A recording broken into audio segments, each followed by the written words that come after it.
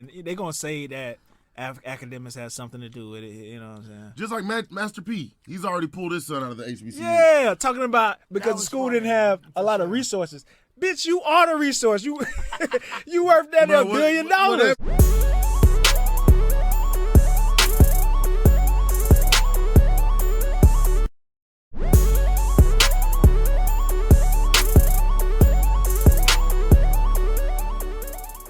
It's been a lot going on. Of course, you on the bench with Bubba and Pink Home of Sports Music and Mayhem. It's been a lot going on in sports, man. Deion Sanders, we talked about it a little bit earlier. But Jenks, what you think about, man, Deion Sanders? Appreciate you coming in, taking the number 1 overall recruit, man, in college football, bringing him to HBCU. I love it, man. I love it. I hope that the transfer portal doesn't affect him, and he's able to go there, have a great career, and get things done. Is that Fester? Huh? I think so, because he was trying to get your attention earlier. Oh, so yeah. you might know whoever that is. You know him. And also, Okay. Jay Son said, "Who put you on that nature boy life?" I don't even know. It must have been something you said earlier. No, it must have been something you said earlier. Okay, But go okay. But go ahead with Deion. I feel like Deion's revolutionized the HBCU. Mm-hmm.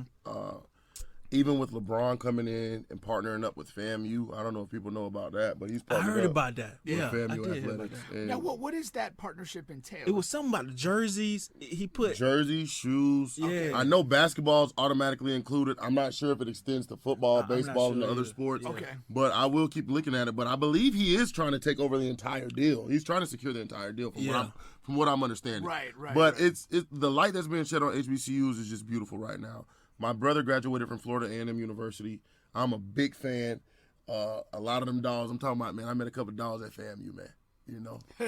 Oh yeah, they out there. Now, What? Now that's that Boy, they out listen. there, boy, in Tally. You Now, said hey, that look, before. hey, but for real now, My best head I ever got was in Tally. you can't forget Florida State too, like because you got probably should've said FAMU, Florida State, and TCC, and TCC. all in one radius. Yeah. So boy, if you weren't hanging out up there, you just wasn't built for the hang. You know, you was not built for the hang. But I love FAMU, bro. Proud and to say I was there.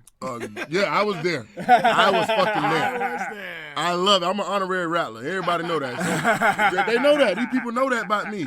You know, you ask some of the greatest Central Florida rattlers, they know I be up there with them. They know that. You know, so but I just love the HBCU culture. So I feel like a lot of these kids are getting ready to have a great time because I mean, I've had my little godbrother attend Florida, you know. And yeah, Florida's cool, but you know, and they were winning national championships and all that shit too. But I also went to party with them. And that shit ain't like going to party when you go party at FAMU and the Q dogs coming through this motherfucker and everything else. Not to say Gainesville don't have Qs, because I know y'all do. I'm sorry. Let me not disrespect none of y'all. But, like, dude, it's a different culture. Set Fridays, you know, going out there on the set in FAMU, everybody being together, partying, having a great time. You know, like the things you learn, the lessons you're taught at HBCUs aren't things that are taught at PWIs. It's not all about partying. Right. You know, it's about being taught by someone who looks like you, being taught by someone who's brought up like you, being taught by someone who's overcame the same obstacles that you're fighting to overcome right there at that moment. That's the big part of the culture, a part of HBCUs, and I love that they're bringing that to the forefront. And a lot of these kids are realizing like we can make it from anywhere. So that's I love it. I love that Deion's done that. I agree. You know, I would say this like I was in Tallahassee for 7 years. I had a lot of friends over at FAMU as well, and the friends I have that went to HBCUs are almost disproportionately successful. Yeah, there has to be something to that. You know, these are people that are real movers and shakers in the world and doing great things for themselves. And I think the education they got, the cultural environment they got that education in, is central to building their success. yeah. And it's not a coincidence. It's deeper than that. Yeah, I always say, man, because I went to Bethune-Cookman, of course. FAMU finally beat us for the first time in 1,000 years this year at the Classic. I think it was just a decade, not 1,000 years. It was 13 years. But I tell this story about how, you know, I was in a mass communication program doing basically this, man, radio, TV, all of that good stuff, man. And see, a lot of our stuff was outdated, a little bit older. We had to really learn how to do stuff in a non-modernized way, right? To learn how to do stuff from the ground up. And so when I had my internship at WTV Channel 9, right, working with the sports department and whatnot, one time for a whole week, their fucking thing went out, right? It was a sort of like a modem, something like this that they were using or whatever. And I was the only one, even the guys who worked there, the main sports reporter Chris, and the director, they didn't know what to do from that. They was fucking stuck, right? And it was going to take 2 weeks for the new stuff to come in. I held the whole fucking sports department down for that whole week until the new stuff come in, only because I knew what to do with the older equipment. Right. Because that's what we were using at Bethune-Cookman. I got y'all. I know how to use this fucked up shit. I've used worse. Like that. They don't even know. And after the internship was over, they still gave a job to the white dude at UCF. But it's all good, man. He's still there too. You still there? Really? Yeah, he's still there. That's crazy. But yeah, man, I like what Deion doing, man. I do like what Deion doing, and what I want to see, man, I want to see it, progress from here. Hopefully, it's like, this just the first pin in the basket, right? Man, it's gonna start going that way, bro. But it's gonna start with the parents too, because what we gotta realize is this is a money-driven world. I don't want to say economy because we know the economy is ran by money, but the world is driven by money. And so a lot of these parents are just as hungry as these kids are. I didn't know the sport was driven that much by money until Pink and Jeremy told me what that was a couple of weeks ago. The schools are paying these dudes like under the table. Like, here go a couple of racks to go to the school. I ain't know that, bro. I swear I didn't. Man, what? I swear I didn't. Like Bama, Dude, they say Bama just got a bigger bag. They give them a bigger. I didn't know that. Man, listen, there was a thing they were doing at Bama for years where, and it's totally legal. They found a way to beat the NCAA. They would have whoever was next up to be drafted from the position that they were going in. Because Bama has it loaded like this. Yeah, for sure. If I'm an O-lineman, somebody out of the O-line's getting fucking drafted. Mm-hmm. So that next year, that next big-time O-lineman, so that guy who got drafted the year before gets up with that guy's cousin, whoever the fuck, distant person. Yeah. And he gives them a check for $15,000. You get $15,000 from this person. Damn. And then now that's your 15 bands to run with, to do what you're gonna do with. And bro, like this shit was rolling. It was just that shit was rolling, bro. Yeah. Like that's why. But look at Alabama, dude. Who's gonna let Nick say where do you just see a group of young black children letting the old white man just fucking chastise them publicly? Yeah. Yeah. How many people have we seen like want to fucking rip a coach's head off for fucking saying anything? Nick Saban is red in the face, in their fucking face, spit flying. I'm being paid. I'm a professional, dude, at that point. Yeah. I know that whatever you're going to teach me, whatever it is you're fucking instilling in me, is going to have me be a millionaire in a couple years. Mm-hmm. It's a difference. For sure. But I feel like with the PWIs, a lot of kids' parents are just as hungry for attention and money as the child is, man. Yeah. And so it's going to be a lot of people, like, I feel like the parents are going to play a big role in where their children are going. And I'm not saying that it's the parents' choice, but the parents are going to be putting a lot of pressure on their children to, like, bro, because when you go to the campuses, it's like, man, it's leaps and bounds in these facilities. Yeah. Oh, for sure. Like, and even for game day situations, like. But I do think that with the NIL stuff, the thing is when the players couldn't be over the top paid, Right.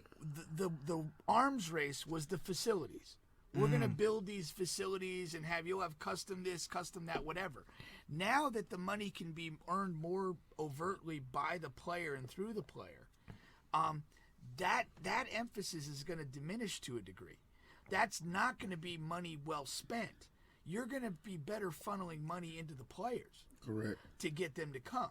Hey, this is great. You have really cool facilities and all that, but Deion's got it locked up. I'm going to make $750 my first year on campus. Like, you can keep your iPad and your custom, fucking massage machine and this other shit. You're right now. I do what I want with that. Yeah. Correct. It's going to change the game once it's refined, and that's the thing. Now, Eddie George is over at fucking. Yeah, he's at another one. Is it Norfolk? And Hugh Jackson, from the former Bengals coach, Hugh Jackson is somewhere. He's somewhere. At the HBCU. HBCU, yeah. That's Oh, dope, man. dude. Okay. The culture's definitely shifting. Yeah. Yeah. You get these former NFL guys in there, man, for sure. Yeah. For sure. I think though that to me the interesting thing will be is like, can Jackson schedule some of these other teams? Yeah, man. do it head-to-head. That's gonna be the thing. Or Once they get the recruits in. But then will they schedule them? Because Hell they'll be yeah. afraid. They'll be afraid. Oh, the big schools will be afraid of That's what I'm Jackson saying. State No, because that's what I'm saying. you're not gonna want to play Jackson State. That's what I'm saying. No. That's what I'm saying. Yeah. That'll be the interesting thing Yeah. is can they get games because they'll be afraid. Well, I'm it gonna be definitely real with won't you. be a pay situation because usually they pay these small schools. Correct, but I'm gonna tell you this: there's gonna be somebody out there that's gonna say, "Man, line the motherfuckers up. We're Yeah, gonna knock their ass for in the sure. mouth." You can bet that. For sure. You can bet that because I mean, bro, it's hard to recruit to HBCUs. Like the depth at some of these top tier schools is ridiculous. Yeah. Some of these kids might not be able to fucking, like, they might be built like Tarzan and play like Jane, but these fucking kids are fucking mammoths. It's the depth. That's why you see that, man. And a lot of times when you see these HBCUs or smaller schools go against these bigger schools, first half is somewhat competitive. Right. First quarter, second, and it's the third or fourth quarter where it just separates, man. Yeah. Because those third, fourth string D linemen that come in, they just, you know what I'm saying? They fully rotate. fresh. Yeah. Man, you rotate in a major D1. You may have a guy that's 6'2" starting. The guy that comes off the bench is 6'5". Who ain't coming in at D tackle, rotating in. Fully fresh. Yep. You know what I mean? At a fucking HBCU, we're talking about a guy that's 6 foot starting, and we might rotate a 5'7" motherfucker in here. Man, come on now, bro. Listen, Nah, bro. for real. I had a dog, bro. I used to play with, bro. This man was a fucking animal, bro. Bro, Jamichael. Damn, what Jamichael last name was, but he went to Langston University, bro, out of Oklahoma. This motherfucker was about 5'7", 5'8". Push, pull, fucking maniac with the push, pull. Nose tackle? What? Bruh, already I used know. to watch this motherfucker, bro. I used to be like, bro, how are you doing that shit? We played the same position. That's Bro, this crazy. man would fire off the ball, grab a motherfucker, push his ass up, yank his ass down, and be back in the backfield, bro, making a play. I was just like, dude, this dude's amazing. But he came out of fucking a small HBCU. Yeah. And, bro, it's just like, it's amazing the talent that some of these guys have, bro. They just don't have the size. Yeah, it's the size. Size do matter. But I mean, again, when Deion's bringing in Travis Hunter, like, why won't some of these other guys go? What's holding them back? And then you're not undersized, super athletic guys. You're nose to nose. You're gonna be nose to nose. Their whoever's on mom. the damn planet. Their mom. Your mama told you don't take your ass down into that school. You better take your ass up here to these good people up here. To these good people. Yeah, bro, it's gonna- Because bro, they want to ensure an NFL future, you know what I'm saying, for their kid. And they're going to say that academics has something to do with it, you know what I'm saying. just like Master P. He's already pulled his son out of the HBCU. Yeah, talking about because the was school funny, didn't have a lot of resources. Bitch, you are the resource. You you worth that Bro, $1 billion. Whatever you want. That was the first thing I thought. I'm like, you can change it. Like, you personally Right. can change You that. you by yourself. You could make motherfuckers come from all over, near and far, to make this school better. Yeah. This man crazy, man.